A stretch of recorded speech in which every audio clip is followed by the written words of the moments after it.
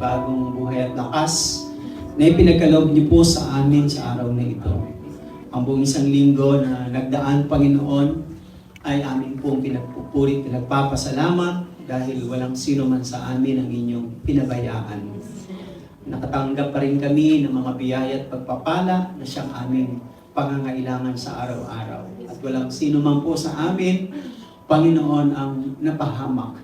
At kung meron man kaming problema, pagsubok, o mga suliranin na mabibigat, yun po, Panginoon, ay meron kang nais ituro sa amin, Panginoon. That in everything that happens in this world, even in our lives, Lord, Panginoon, you have a good purpose and plan. Kaya naman, sa sandaling ito, kaming lahat ay lumalapit. Nagpapakumbaba at inaamin namin sa inyong harapan, wala po kaming magagawa, Panginoon, kung wala po ang inyong pangunguna at pagsama. Samahan niyo po kami sa biyaya ng iyong Espiritong Banal. Mangusap po kayo sa amin, turuan niyo po kami at kayo po ang lumuhog sa aming kalagitnaan. Ipuin niyo po kami at pagpalain ng mga salitang nagbibigay ng pagpapala, himala at katugunan sa aming pangangailangan. Kaya dakilang Ama, aming Diyos, sa inyo po namin alay ang sandaling ito, Panginoon, at sa pananampalataya namin, pagtitiwala ay amin pong inaangkin at amin pong tinatanggap ang mga biyaya ng inyong mga salita. Kaya tanggapin po ninyo ang lahat ng papuri, pasasalamat sa matamis na pangalan ng aming Panginoong Hesus, sa ngalan ng Ama, ng Anak at ng Espiritu Santo. Amen. Amen. Palakpakan na lang po natin ang Panginoon. Now, bago tayo magsiupo, let us read the word of the Lord for us according to the letter of St. Paul sa Romans chapter 8, simula sa verse 28 hanggang sa verse 30. Ganito ang sinasabi ng letter ni St. Paul sa Romans chapter 8, verse 28 hanggang 30. And we know that all things work together for good to those who love God, to those who are the called according to His purpose. For whom He foreknew, He also predestined to be conformed to the image of His Son, that He might be the firstborn among many brethren. Moreover, who He predestined, this He also called. Whom He called, this He also justified. And whom He justified, this He also glorified. Sa Tagalog, alam natin sa lahat ng bagay ay gumagawa ang Diyos para sa ikabubuti ng mga nagmamahal sa Kanya. Silang mga tinawag ayon sa Kanyang layunin. Sapagkat sa mula't mula pa'y alam na ng Diyos kung sino ang magiging Kanya. At ang mga ito'y pinili niya upang maging tulad ng kanyang anak. Sa gayon, ang anak ang naging panganay sa lahat ng maraming magkakapatid. Ang mga pinili niya noon pang una ay kanyang tinawag. At ang mga tinawag ay kanyang pinawalang sala. At ang mga pinawalang sala ay kanyang binahaginan ng kanyang kaluwalhatian.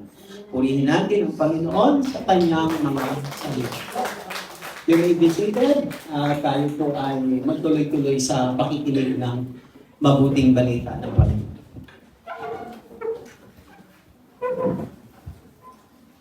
Praise the Lord. At napakaganda po ng buong isang linggong ito. Napakaganda po. Para sa akin. May alam sila.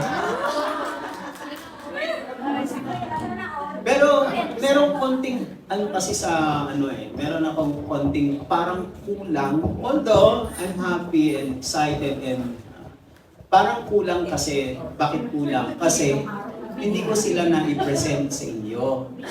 Kasi una, hindi ko to kasi plano Plano ito ng eldest ko dahil titira na siya sa Taiwan. Nakapangasawa kasi siya ng Taiwanese. And then before that, sabi niya, bago ako mag-flight itong end of July, Hindi ko alam, Papa, kung kailan tayo magkikita pa, pero iti-take ko na itong opportunity dito. Ang gusto ko sana, yung sakto sa prayer meeting, yung gano'n, para makatayo sila, just something na paano sila inano rin ng Panginoon, tinulungan, yung gano'n. At yun nga po, yung sa part ko is, meron akong konting ano doon yung sanang man lang yung na-present ko. Pero, because hindi ko yun plano, sa kanya yun, medyo okay na rin, tinanggap ko na rin. No? So, yun po. At masaya sila at almost 3 days lang po silang nag-stay. Marami silang na-discover dito sa Macau. Sabi ng mga anak ko, sabi nila sa akin, Papa, masasaya po sila, no? Masasaya po sila sa bulong-bulong ng isip ko, kung alam nyo lang. Sa kabila noon, siguro meron din tayong struggles dito na pinaglalabanan as an OFW. So, yun po. No? Ano nga po ba pag-aaralan natin? Ba't tayo mapunta doon, ha? Ang ating pag-aaralan is, yan po, when God works for us. Kapag ang Diyos ay gumagawa sa buhay natin. Kapag ang Diyos ay gumagawa sa buhay natin. So, ano nga po ba itong Romans 8:28? Actually, itong letter ni St. Paul sa Romans 8:28 is isa po ito sa pinakamagandang verses sa Bible na ginagawang mga inspirasyon ng mga Kristiyano. Na ang sabi doon ay, in all things, we know God works together for good. Sa lahat ng bagay, ang Diyos ay gumagawa ng mabuti. He works for good to those who love Him and to those who are called according to His purpose. Ganun po ang pagkabanggit doon. No? Ang Diyos ay sa lahat ng bagay, ang Diyos ay gumagawa ng mabuti sa mga nagmamahal sa Kanya ayon sa Kanyang magandang layunin. So, yan po. Now, mga kapatid, God has a purpose behind every problem. May purpose ang Diyos. Wala pong problem sa buhay natin na wala pong purpose.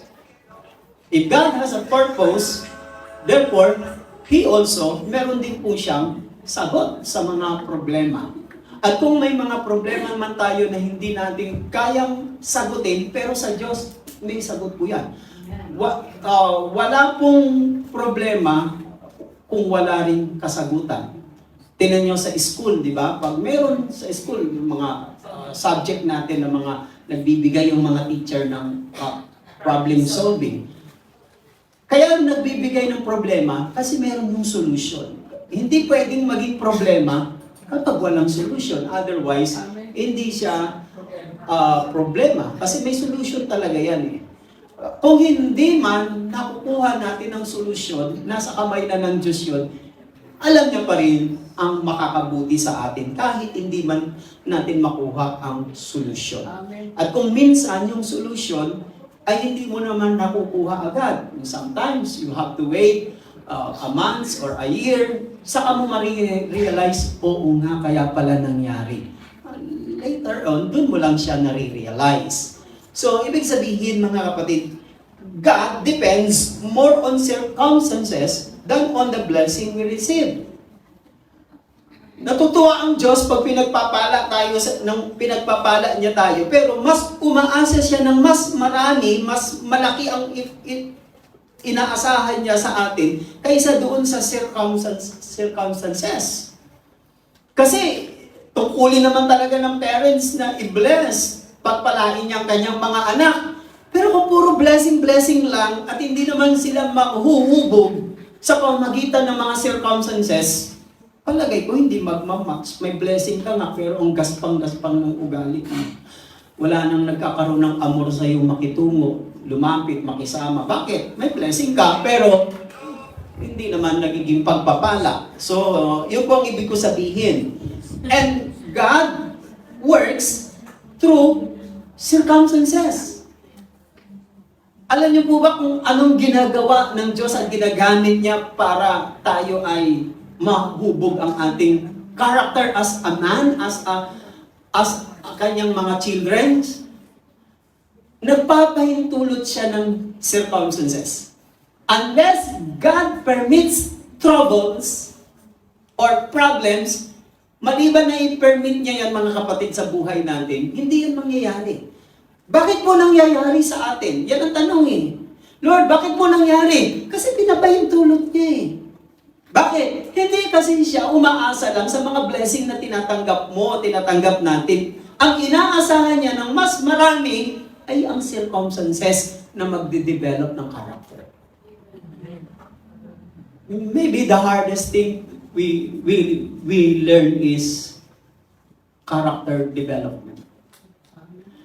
Kaya nga po tayo nag-i-struggle dito sa bansa nito sa ating pagtatrabaho. Maybe there is something about character. Dalawa lang yan. Kung hindi maganda character ng amo mo, baka ikaw ang may problema. Kung maganda ang character mo, baka yung amo mo ang hindi magandang character. Pero, without your knowing, both of you, pinapahintulot ng Diyos just to develop our character. Ako, ang sarap siguro, ang dami-dami mong blessing tapos nakikitaan ka ng magandang karakter. Ang sarap siguro. Kaysa naman nag-i-enjoy ka sa marami mong blessing, nilalayuan ka, lumilihis silang lahat. Bakit? It's because of the character. Anong nagpapahubog? Circumstances. God depends more on circumstances rather than the blessing that you receive.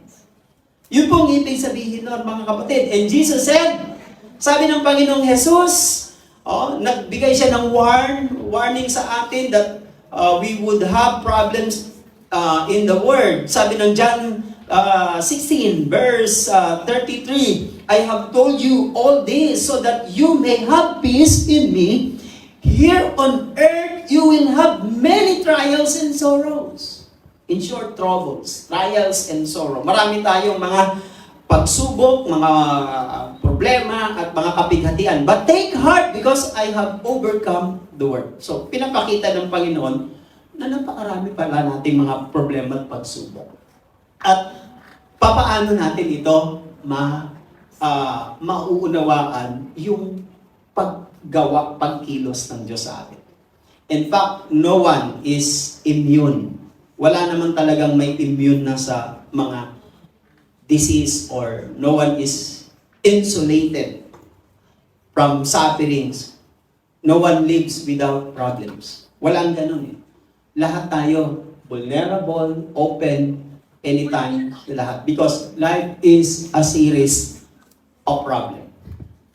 Ang buhay kasi, mga serye yan ng mga pagsubok. Ganyan ang buhay. Serye-serye yan, mga kapatid. Walang immune ha, lahat yan. Mayaman, matalino, sikat, nakapag-aral, hindi nangangahulugan. Yung mga mahihirap lang ang laging tinatabla ng problema. Hindi po. Pag mayaman ka, mas malaking problema mo. Pag mahirap ka, ganun din kalapit ang problema mo, mga kapatid. Every time you solve one, another is waiting to take this, another to take its place. Isa pang may darating na nakalagpas ka sa isang problema, akala mo okay ka na? Ay, hindi. May darating pang isa. Not all of them siguro malalaki o maliliit, but all are significant, napakaihalaga sa mata ng Diyos sa ating pag-improve, paglago. How God works in our lives. First is, God works with us in all things. Ganyan ang Diyos. Sabi ng Romans 8:28, and we know that all things, nakita po ninyo yung hinighlight ko, all things. Si Saint Paul, mga kapatid, si Saint Paul po ang nagsulat po nito. Si Saint Paul, bakit niya sinabing, and we know. Alam natin, we know.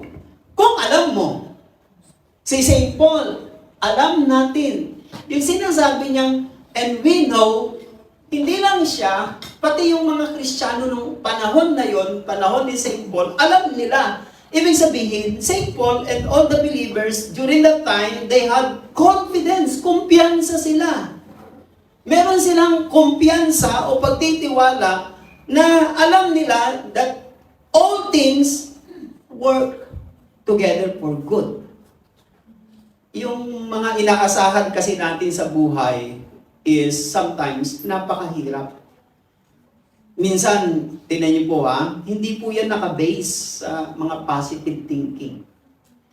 Yung pang-unawa, pagkakilala mo sa Diyos, hindi dapat lang nagbabase sa mga positive thinking o wishful thinking o mga natural na opinion or optimism.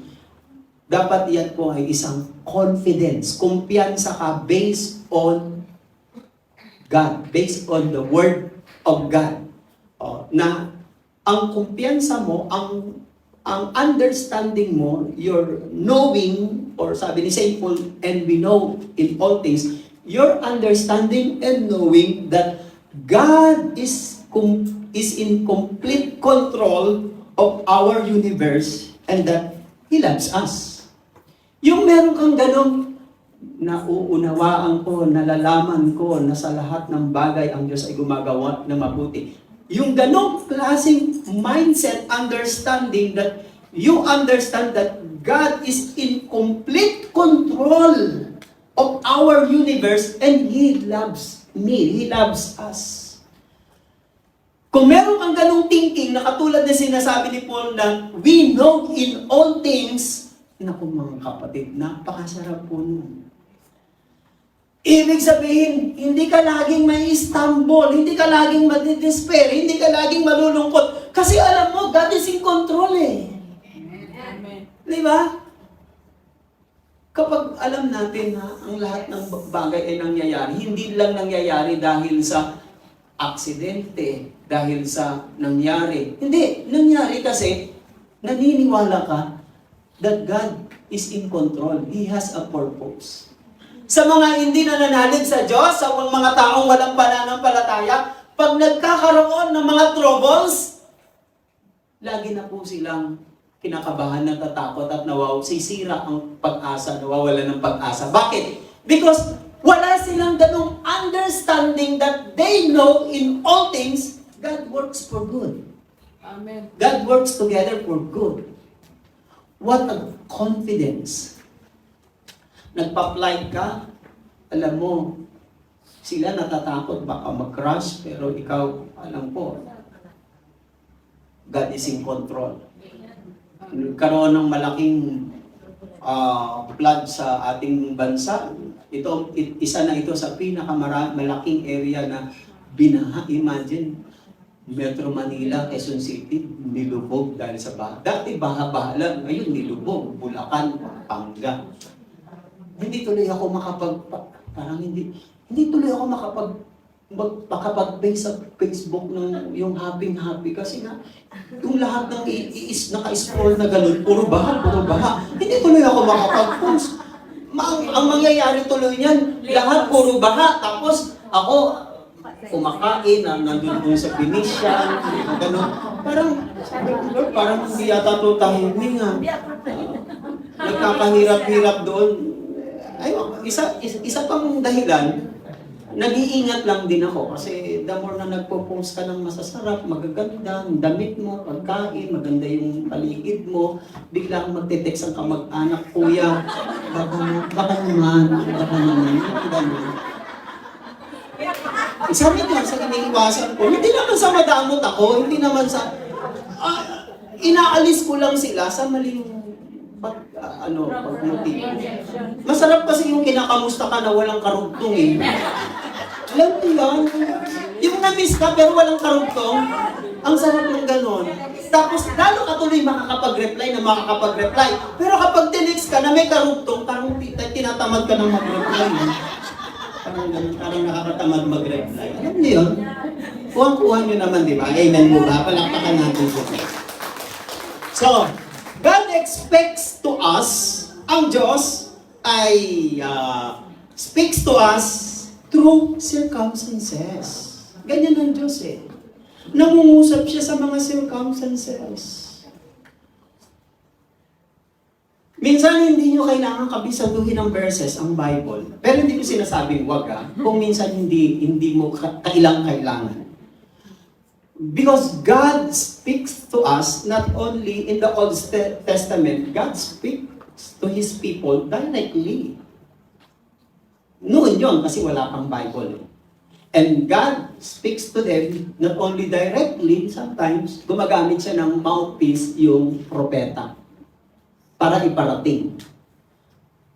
Dahil ngayon, meron ng complete revelation from God at mga Bible characters na nagbibigay sa atin ng lesson kung ano ang dapat sundan, ano ang dapat hindi sundan at alisin at dapat tanggapin.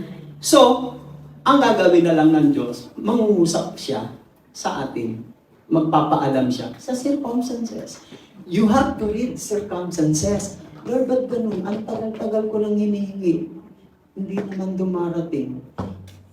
Will ba yun sa akin o hindi? Mga ganon. Bakit kaya, Lord? May pera naman ako. Ang ganda naman trabaho ko, pero parang hindi ako happy. You read the circumstances. Why are you hindi ka happy? Ba't kaya ganun, Lord? Yung mga marami nating tanong na nangyayari mga circumstances, nangungusap sa atin ng Diyos. Bakit hindi ka makatulog? Bakit hindi ka napapayapa? Bakit ang gulo ng isipan mo? Bakit lagi kang natataranta at nalilito? Hindi mo alam saan ka mag-uumpisa, ano uunahin mo. Read the circumstances. Kasi kapag gulong-gulo ka, wala kang peace of mind, isa na yung palatandaan na maybe hindi niya will yung nilalakaran mo. And you have to decide, you have to pray first and then decide again. Shift the gear. When you shift the gear at naramdaman mo nakatulog ka na masaya ka na, kaya naman pala Lord. So, hindi mo naman kailangan talaga ng kabisaduhin pa ang salita ng Diyos. So, what does it mean? What does all things mean? Sinasabi ni St. Paul, that in all things God works together. Ang ibig sabihin ni St. Paul, in good things and in bad things. Ang Diyos gumagawa in all things. Pag sinabing all things, magkasama yung bad and good. Good and bad. Magkasama. Hindi pwedeng, ang dami mong blessing ngayon. Ay, salamat Lord. Mga kapatid, purihin ang Diyos. Ang bait-bait ng Diyos. Ang dami kong mga blessing ngayon. Next month, puro bad na. Hindi mo naman pwedeng sabihin, mga kapatid, praise. Hindi mo na masabi kasi bad na eh. Aha! Ang Diyos ay hindi mo pwedeng limitahan at hindi mo pwedeng isang tabi. Ang ibig sabihin dyan, even if it is bad things, it does not mean galing sa Kanya, kahit pangit, ibig sabihin, yung pangit na yun, kaya pa rin baguhin ng Diyos para maging good. Amen. And only God can turn the good, the bad into good things. Ayun po. Not only that, in prosperity. Pag sinabing in all things, God works together in all things is in prosperity and in poverty. Sa kasaganaan at kahirapan. Pag nananagana tayo, wow, praise the Lord. Pero hindi nangangahulugan pag naghihirap na tayo, ay hindi gumagawa ang Diyos ng mabuti. At ang isa sa magandang ginagawa ng Diyos para matuto lang tayo na maging magsinop, magtipid, o maging maingat, para ranas niya muna sa iyong hirap. Alam niyo yung mga taong masinop, hindi kuripot lang masinop lang. Kasi galing sila sa hirap. Binavalue lang nila yung pinagpapawisan nila. Amen. Kasi galing na sila sa hirap mga kapatid. Not only that, in sadness and in happiness, parang kinakasal ito. No? Sa kalungkutan at kaligayahan. Hindi na nangangahulugan pag masayang-masaya tayo, ay, salamat Lord, kasama kita, ang saya-saya ko. Ibig ba sabihin, pag malungkot ka na, hindi mo na kasama ang Diyos? Wala na siyang kinalaman sa kalungkutan mo. Bakit tayo nalulungkot? Paano mo malalaman na ang Diyos nagbibigay ng saya kung lagi kang masaya? Malalaman mo na ang Diyos nagbibigay pala ng kasiyahan, malungkot ka muna. Amen. Paano mo malalaman ng Diyos ay nagbibigay ng lakas? Eh kung lagi ka namang malakas, manghina ka muna. In sickness and in health, sa kalusugan at mga sakit, God works in all things. Kung minsan mga kapatid, no, yung mga sakit natin, minsan hindi niyo po alam sa pagkakasakit natin, after na tayo magkasakit, anong nangyayari? Nagiging maingat na tayo, nagiging aware na tayo, at mas lalong gumaganda, nakaka-recover ka. Pag galing ka sakit, pag naka-recover ka, at tapos maingat ka na, mas lalong magiging healthy ka nun, mga kapatid. Hindi katulad ng healthy ka, bigla ka namang nagkasakit. Eh kung nagkasakit ka, marami kang pwedeng ma-recover sa katawan mo. Or in failure, even in success, in all things. Yan ang ibig sabihin ni St. Paul sa lahat ng bagay. Now, God uses problems to draw us closer to Him. Ganyan ang Diyos eh. Ginagamit niya itong mga circumstances, itong mga problem, para lalong mapalapit tayo sa Kanya. Amen. Kasi kung hindi makukuha ng Diyos ang attention mo, gagamit siya ng ibang paraan. Hindi humihinto ang Diyos. Pag gusto kanyang tawagin, gusto kanyang piliin, hindi siya hihinto at hindi siya titigil sa kanyang mga pamamaraan hanggat hindi ka mapalapit sa Kanya. And the hardest things na nangyayari sa buhay natin na karanasan yung kung kailan ka dumating sa mabigat na problema at pagsubok, doon ka lumapit. Nung hindi pa mabigat ang pagsubok, hindi ka lumalapit. Pero kung kailan naman, hirap ka na at mabigat na, doon ka pa lumalapit. Eh, karamihan naman sa atin na napalapit sa Panginoon, meron din mabibigat na problema at pagsubok, di ba? Eh, pwede namang lumapit eh. Kung nararamdaman mong tinatawag ka, pwede namang lumapit eh. Pag lumapit ka sa Panginoon, maliit pa ang problema mo, ay mas lalo ka nang magiging aware. Marami ka na kasing matututunan sa Kanya, marami ka ng bagay na dapat mong ingatan at layuan. Hindi katulad nung tinawag ka niya, pero nasadlak ka muna sa dusa. Napakahirap, mga kapatid. Kaya, kapag nararamdaman mo na may tawag ng Panginoon, lapit ka na, tugunin mo na siya. Regardless of the cause nitong mga nangyayaring problema sa buhay natin, mga kapatid, o nangyayari na sa buhay natin, pinapahintulot lang yan ng Panginoon. Everything happens to a child, to us, is God-filtered. Pinipiltered yan ng Panginoon. Ang intention niya ay ginagamit niya ito para sa ikabubuti natin. Even when Satan and other people mean it for bad. Tingnan nyo ha. Kahit na itong mga problema sa buhay natin, ay nangyayari sa buhay natin, pinipiltered, sinasala yan ng Diyos. Kahit pa yan ay galing kay Satan o sa mga taong naninira sa iyo at merong masamang balakin sa iyo, kahit na masama iyon, mga kapatid, ginagamit yun ng Diyos, pinipilter niya para sa ikabubuti natin. Hindi yun directly na dumarating lang sa atin. There is the divine intervention of God, ipipiltered niya yun, gagamitin niya sa ikabubuti natin. Hindi niya pahihintulutan na yung bad, yung evil, even Satan directly come to you without His permission. Kay Job, paano nangyari? Hindi naman dumiretsyong si Satanas kay Job at binigyan siya ng mga bukol at pinaghirap siya at ninakaw ang lahat ng kanyang ari-arian. Hindi! Sabi ng Diyos, sige, pero wala kang karapatang kitilin, kunin ang buhay niya. Pwede mo siyang pinsalain, pwede mo siyang saktan, pero hindi mo siya pwedeng patayin. Kasi sa kamay lang ng Diyos ang buhay natin. Amen. Now, after that conversation, si Satan ay nagkaroon na ng kapahintulutan, bumaba siya sa lupa at doon niya na ngayon sinira ang buhay ni Job. Without knowing kay Job, kasi hindi alam ni Job na si Satan at ang Diyos nag-usap silang dalawa at binigyan ng pahintulot. Hindi niya alam, kaya limited siya doon. Marami siyang mga panghihinayang, marami din siyang pagdududa, pero tumayo pa rin siya sa kanyang pananampalataya. But the end of the story of Job's sufferings, pinuri niya ang Diyos. Sabi niya, salamat Panginoon, dahil sa problema at pagsubok na dumating sa akin, ako'y naging katulad ng isang ginto. Amen. Di ba? Yung ginto kasi, para malaman na totoong ginto, pinadadaan sa apoy. Amen? Palampakan natin ang Panginoon. Now, how God works in our lives.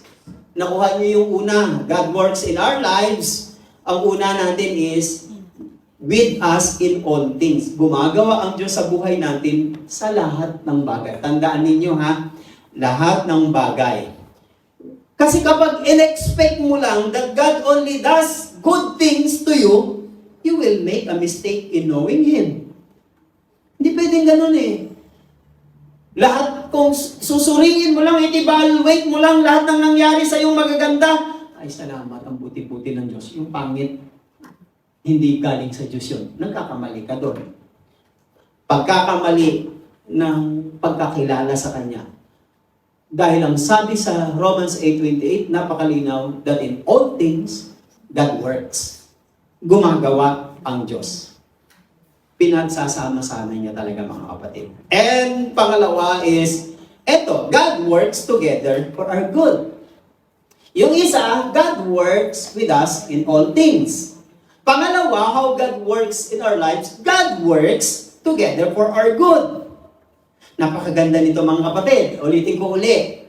Iba na naman ang highlights ko. And we know that all things work together for good to those who love God.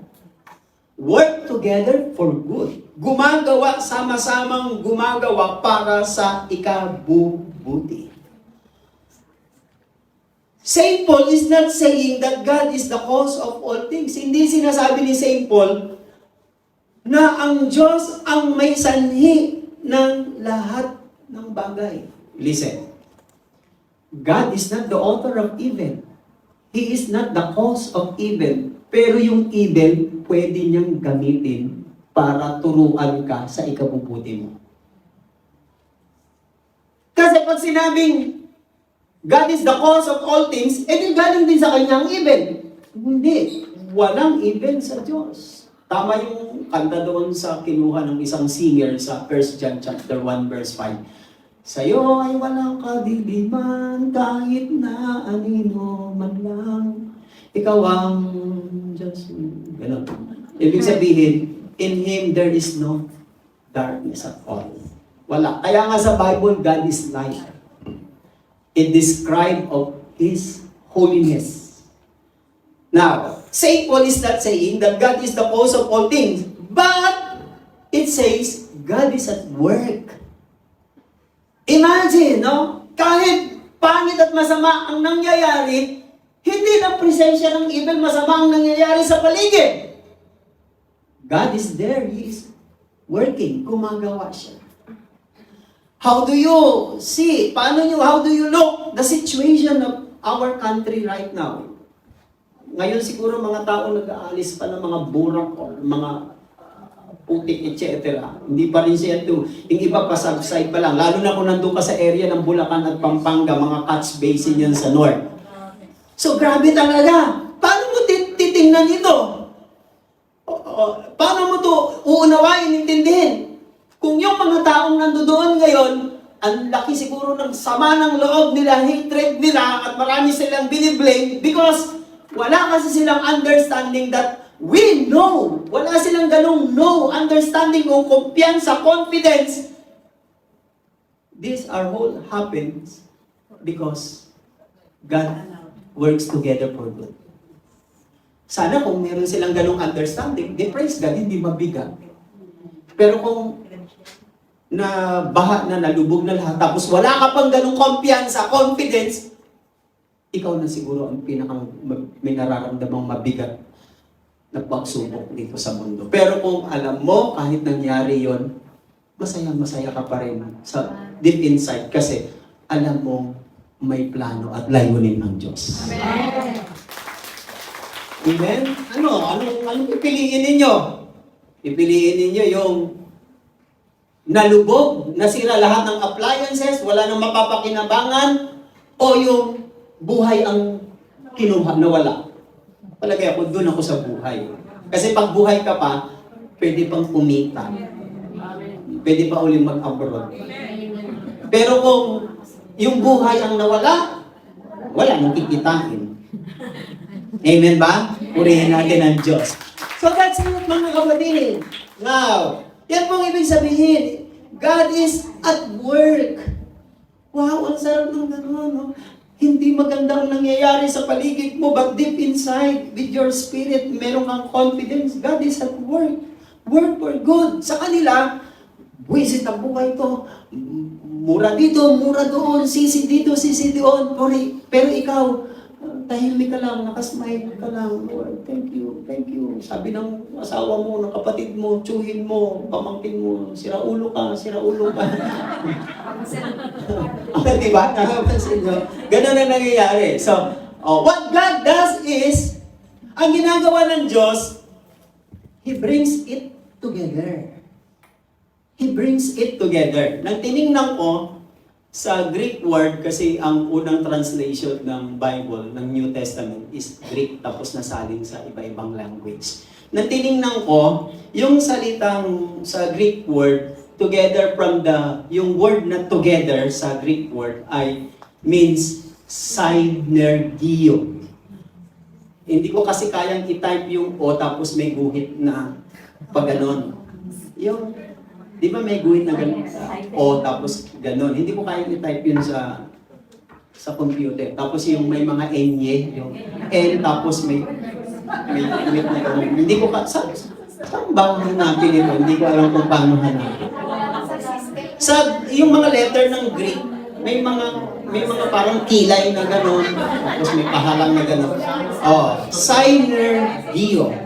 Synergio ang pronunciation doon eh. From which we get our modern word, galing doon sa salitang synergy. Sino ba ang mga nagne-networking, naririnig itong synergy na ito?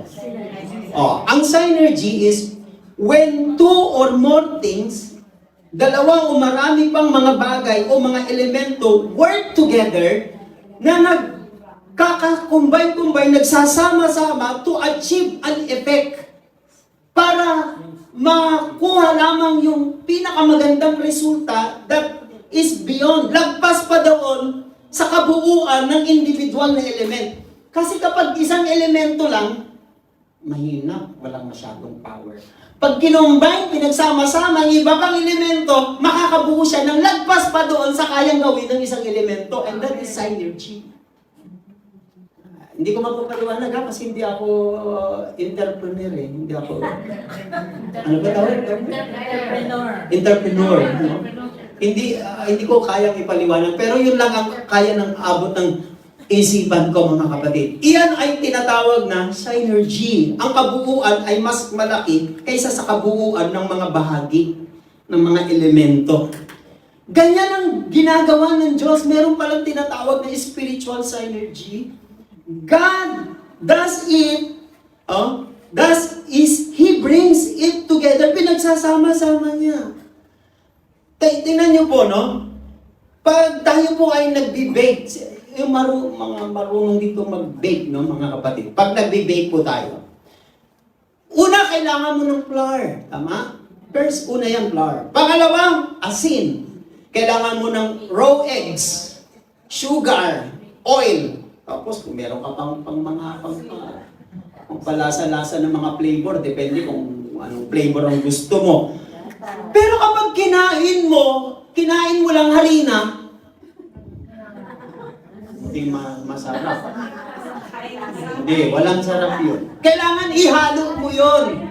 Yung mga ingredients na yun, pag hinalo mo yun, when you bake it together, mga kapatid, then they become delicious. Nagiging masarap. What I mean is, what God does is, He brings it together, not separately or independently. Ang ginagawa ng Diyos sa buhay natin, hindi hiwalay at hindi rin nag-iisa, independent. Lahat yun pinagsasama niya yung ginagawa niya. Kinocombine niya eh. Good or bad, positive, negative, sickness, health, pinagsasama-sama niya. Hindi pwedeng ang kakainin mo lang lagi puro fried chicken, beef, ganyan. Kumain ka rin ng ampalaya, yung ayaw mo. Kumain ka ng saluyot, kumain ka ng okra. Hindi pwedeng kalabasa lang, kasi kalabasa medyo matamis, hindi mapait. Kain ka rin ng ampalaya at saka saluyot.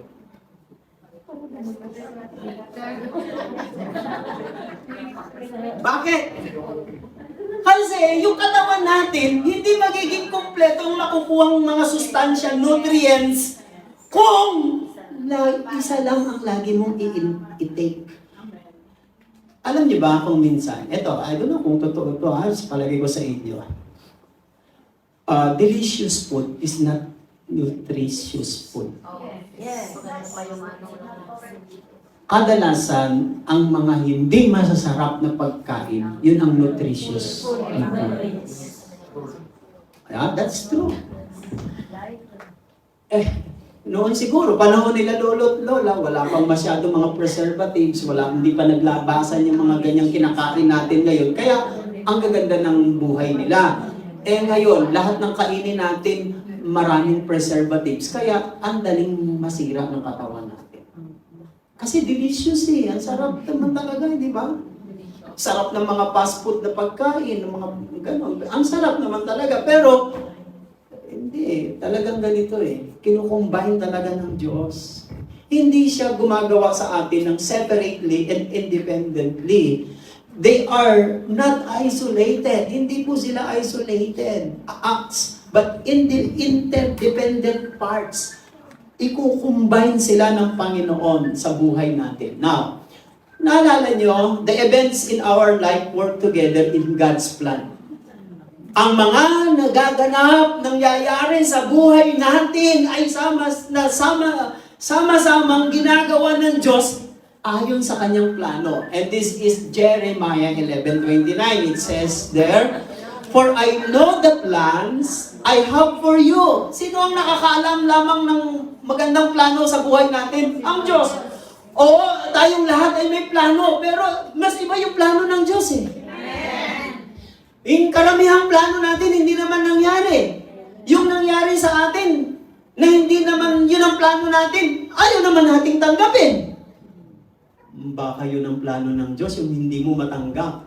Yung plano na gusto mo, yun ang tanggap na tanggap mo lang. Hindi nag-materialize. Ang nag-materialize, iba. Ayaw mo naman tanggapin. Hindi ka pa rin sasaya. Yung inaasahan mo na dumarating, ayaw mo tanggapin, hindi ka talaga sasaya doon. Kasi nakatingin ka pa doon sa plano mo na hindi nangyari. Sabi ng Jeremiah 11, chapter 29, "For I know the plans I have for you, declares the Lord, plans to prosper you and not to harm you, plans to give you hope and future." If that is the plan of God to prosper us, not to harm us, bakit nasisira ang buhay natin? Kasi meron din tayong choices eh. Gusto ng Diyos, pero kung may gusto kang iba, wala nang magagawa ang Diyos. Ang gagawin na lang ng Diyos, ginusto mo yung gusto mo, hindi yung gusto niya. Ang gagawin na lang ng Diyos, kung ano magiging resulta sa ginusto mo, magresulta man yun sa'yo ng sakit, kabiguan at kahirapan, ibabaling niya na lang yun para sa ikabubuti mo. Ganun ang Diyos. Ang bait-bait niya. Binabaling niya ang lahat ng mga mistakes natin for our good. That's the second step. How God works in our life, when God works in our lives, and paano yan?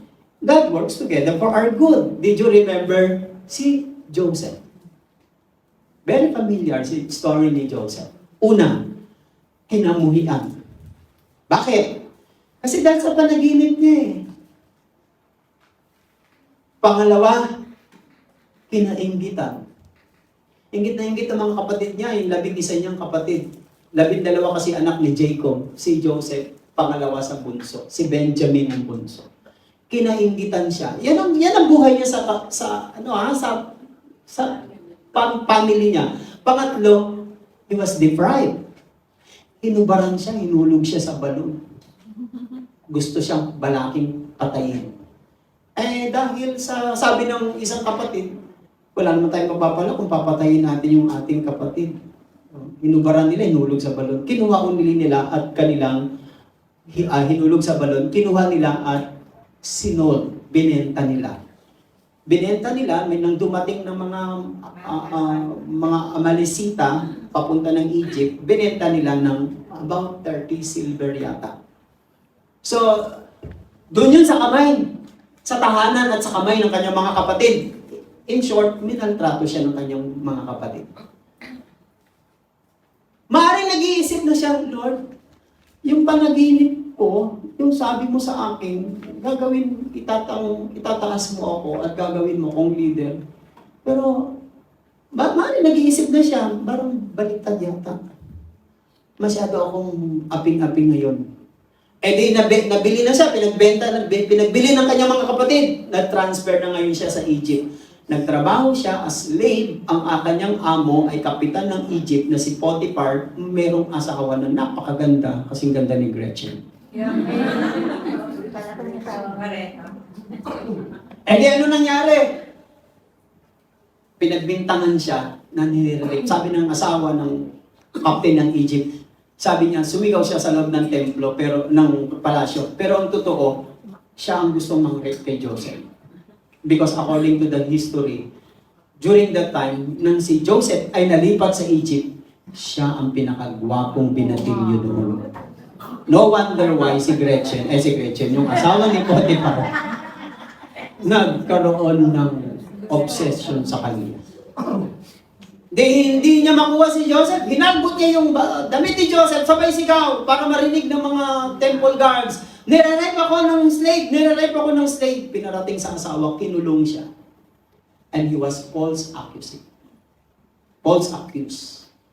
At nang nandun siya sa kulungan, yung dalawang inmates na kasama niya sa kulungan, tinulungan niya para makalaya. Sabi niya, lalaya na kayo ha? Pakisabi naman sa hari. Hindi ko naman talaga ni-rape. Hindi ko naman ginawa. Wala akong kasalanan. Tulungan niyo ako. Kayo ang mag-witness para makalaya rin ako. He was forgotten. How do you feel na tinulungan mong isang tao pagkatapos? Wala na. Masakit, di ba? Masakit ang binuhos mo ang lahat ng oras, panahon mo, lakas mo para tumulong. Tapos, baliwala, forgotten. And all this, lahat yan ay masakit. Kung kayo kay Joseph, kung tayo na sa katayuan, kalagayan ni Joseph, hindi natin masigurado kung anong magiging feelings o emotion damdamin natin. But, sa katayuan ni Joseph, he didn't grow bitter and hateful. Sabi ng Genesis 50, summarize ko yung kanyang story. Nang nagkita-kita na sila sa Egypt, ang nangyari kasi, nagkaroon ng tagutom sa bayan niya, sa town niya, at nandun na siya sa Egypt. Na-promote si Joseph, naging governor siya sa Egypt. Yun yung fulfillment ng kanyang dreams, yung plano ng Diyos sa kanya. Yun pala yun. So, naging governor siya. Pinaka-pangalawang makapangyarihang tao sa Egypt. Pag dumadaan siya sa labas, nagluluhod sa kanya, nagbibigay galang. Ang nangyari, yung mga kapatid niya, binenta kasi siya at the age of 17 years old. Yung mga kapatid niya, dahil nagkaroon ng tagutom doon, sabi nila, punta tayo sa Egypt, bili tayo ng pagkain, mamamatay tayo sa gutom. Pagdating nila doon, ay yung postura ng Egypt, ng governor ng Egypt, yung talagang ang ganda ng damit, ang ganda ng kasuotan. Yung nakikita ninyong may malaking necklace dito na parang parang may sawa dito na parang belo ng madre, na parang nakapalda na maiksi, na gano'n. Tapos mayroong dito, parang blow. plate, gano'n. Hindi nila makilala si Joseph, pero si Joseph kilala sila. Kasi iba ng postura eh. Ang daming drama na nangyari, umiiyak si Joseph, hindi niya kaya, pero alam niya na ito na yung fulfillment ng dreams niya. Until such time na nagkausap-usap na sila, and then he revealed himself, ako tong manikato niyo, benenta ninyo dito sa mga ngalakal na punta dito, ako ito. Sabi ng Genesis 20, you intended to harm me. Ginawa niyo ako ng masama, sinira niyo ang buhay ko, but God intended it for good. Paano nangyari yon? Nagsimula sa pangit, sa masama, sa hindi mabuti. Pero ang dulo, naging good. How do you define circumstances in your life? Mga kapatid, do not lose hope. Do not lose your hope. Everything that's happened, it is for your good. Noong Friday, tanghali, may mga kapatiran na ng magandang loob. Meron kasi silang chance and opportunity na ma-meet yung wife ko at children ko. So, nagkaroon kami ng konting bonding sa lamesa. I do not expect one of our sisters. Banggitin ko na sister chat. Nung Friday, madaling araw, mga about 5 a.m., pumanaw ang kanyang kapatid, yung sunod sa kanya. I do not expect na sasama pa siya sa temple para kumain kami. Doon pa lang, habang kumakain kami, nalulungkot din naman ako kasi namumugto yung mata niya. Hindi ko lang alam kung paano niya pinagsama yung pagkain at pag-iyak. And then, merong nag-clash sa isip ko, sa mind ko, sabi niya, okay na yung Brad, kaysa naman naghihirap. Tagal siyang naghihirap, o kaya marami kaming magagastos pa. Okay na yun. Mabilis lang. At least, okay na yun kaysa naman magpakahirap. Kasi nang ang hirap din naman kasi meron kang mahal sa buhay na ang hirap magbantay, ang hirap tumingin, ang hirap magbili ng gamot, ang hirap bumalalay, ang hirap yung ganun. Nahihirapan siya. Pati ikaw hirap na hirap ka rin. Ang hirap ng ganun, parang matagal. Sabi niya, okay na rin. Pero, tanggap naman siguro. Although masakit, pero kailangan tanggapin. Paano natin babalansin at uunawain yun? Kung wala kang faith pananampalataya, hindi mo makikita yung ganitong point of view o perspective o insight. Now, yung ganyang pangyayari, Joseph didn't grow bitter and hateful. Matatalo ka, madadaya ka ng demonyo kung lahat na nangyayari sa buhay mo ay hindi mo titingnan na ang Diyos ay may ginagawa pa rin mabuti. Kukulungin ka ng demonyo ng diablo sa bitterness and hatred. Kaya maraming taong hindi na-enjoy ang buhay. Bakit? Kontrolado ng bitterness and hatred. Bakit? Because the way they look, the circumstances. Joseph, ang tingin ni Joseph, he looked at it in God's point of view. Tinignan niya yung pangyayaring pangit sa buhay niya sa pananaw ng Diyos. Pag titingnan ninyo ang mga circumstances sa buhay niyo, huwag niyong tingnan sa paningin ninyo, sa perspective ninyo, sa insight niyo, tingnan ninyo ang nangyayari sa buhay ninyo kahit mahirap, mabigat, sa paningin ng Diyos, sa point of view ng Diyos. Look at God's point of view. Tama si Don Moen, sabi ni Don Moen, He works in our ways we cannot see. Hindi mo nakikita yan, but God, beyond it, is working together for your good, for our good. Amen. Galing talaga ng Diyos. Hindi ko rin alam paano ako naka-escape sa magulong buhay at wala ng direksyon.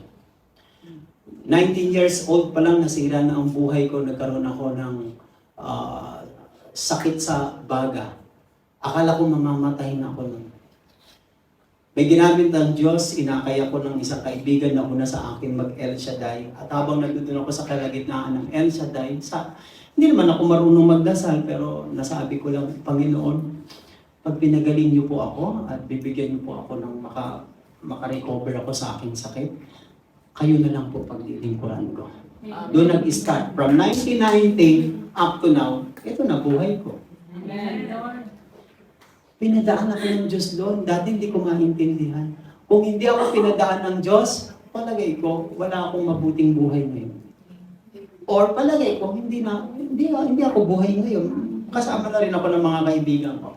Well, napakahaba na itong nasasabi ko. Instead of we look at it from God's point of view, sa halip, tinignan niya ito in God's point of view. He looked for God, how God was working in His circumstances. Kung paano ang Diyos gumagawa sa kanyang circumstances. Tandaan niyo, napakasimple lang ng kanta ni Don Moen. He works in our ways that we cannot see. Hindi mo yan nakikita ngayon.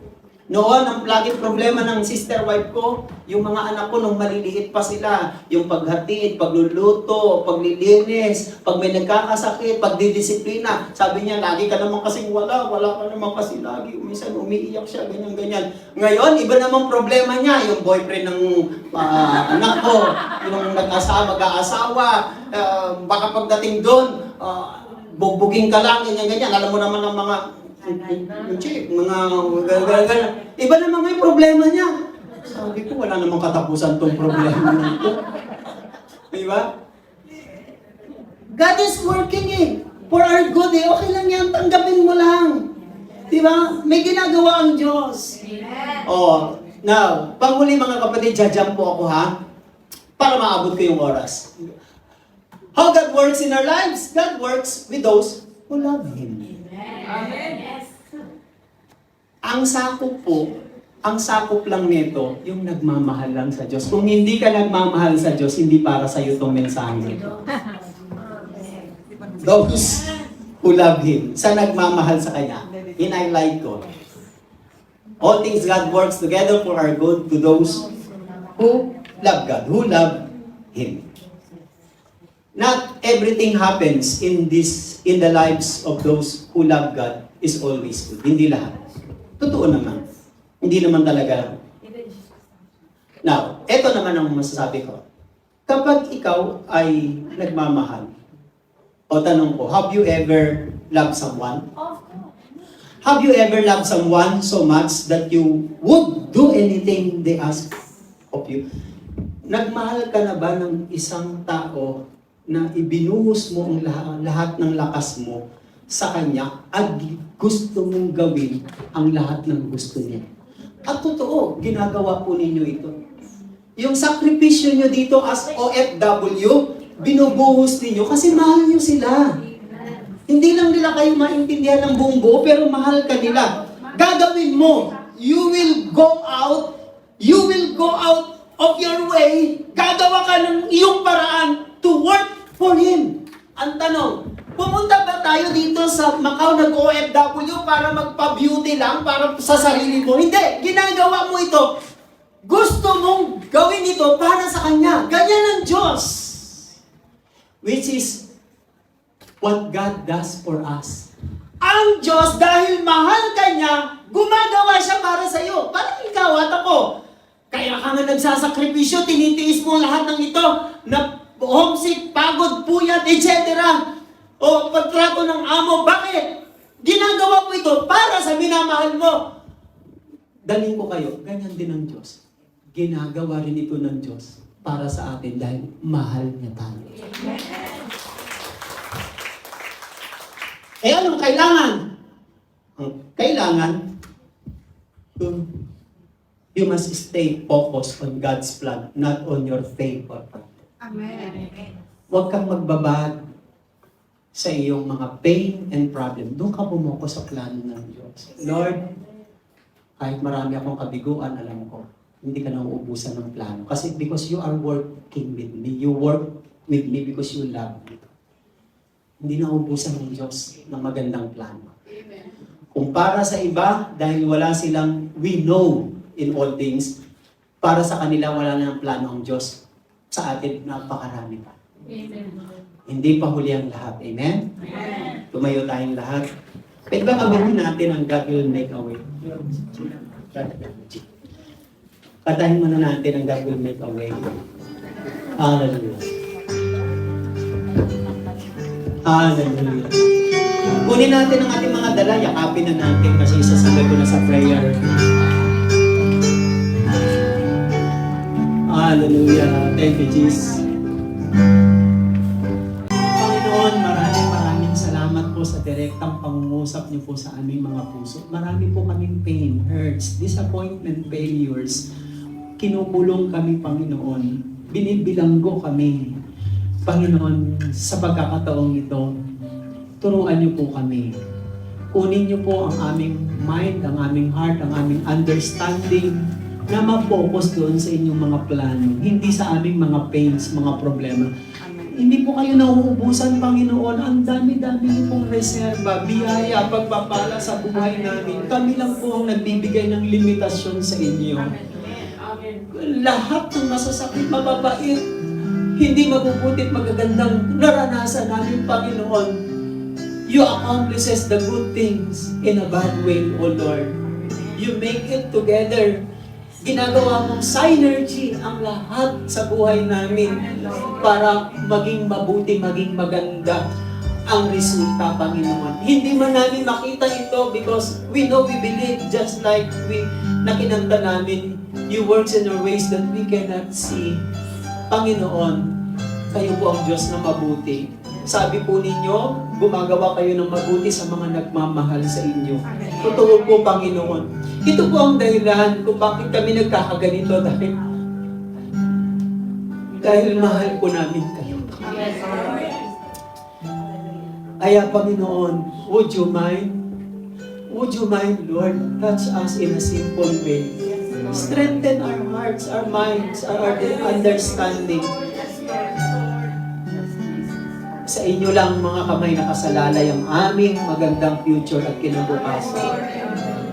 Pagpalain niyo po, Lord, ang lahat ng aming dala, ang mga bag, panyo, tubig, langis, pati ang aming mga gifts and offering. Kayo po magbalik ng hustong takal, siksik, umaapaw. Pagpalaan niyo rin po ang aming mga employer, ang aming buong pamilya, at ang aming mga mahal sa buhay na nalalayo ng landas. Panginoon, kayo na pong bahala sa kanila. Salamat po ng marami. Tanggapin niyo pong lahat ito sa ngalan ng Ama, ng Anak at ng Espiritu Santo. Amen. Amen.